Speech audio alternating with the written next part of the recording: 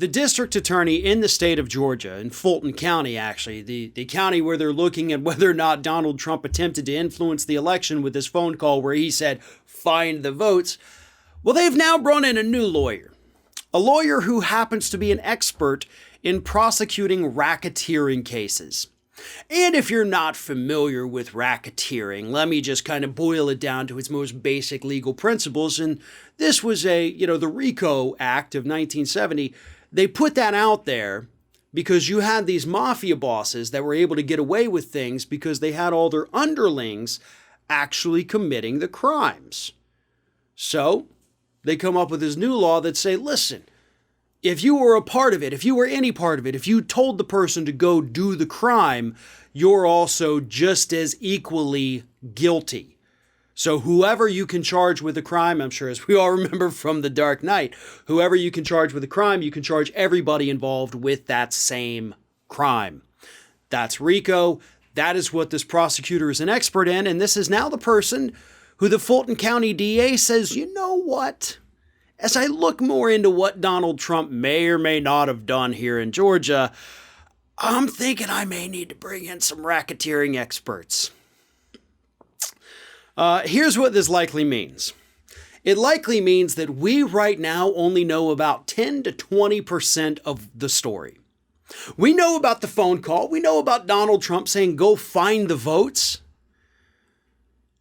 And that's kind of it, right? We know about his loyal lawyers who weren't working for him, just filing all these lawsuits on his behalf in states like Georgia, people like Sidney Powell and Lynn Wood. And that's what we know. Is that a conspiracy, though? Because with racketeering, you got to be able to show there's a big conspiracy. So I don't think having these lawyers who Trump was meeting with file lawsuits, I don't know that that's necessarily a conspiracy to change the results of an election or to interfere in an election. Excuse me. So I'm thinking there's a lot more that we don't know about. There has to be.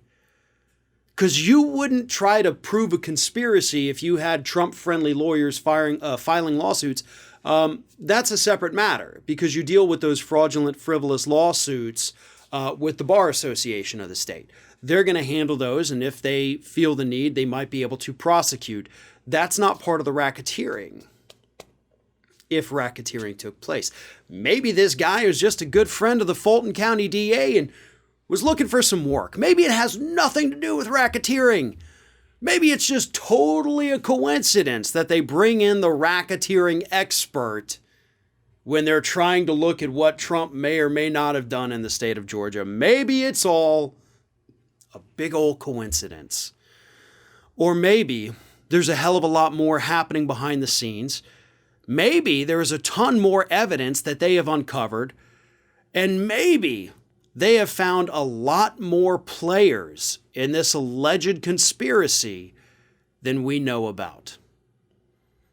Time will tell, but let's keep an eye on Georgia because things are starting to get really interesting over there.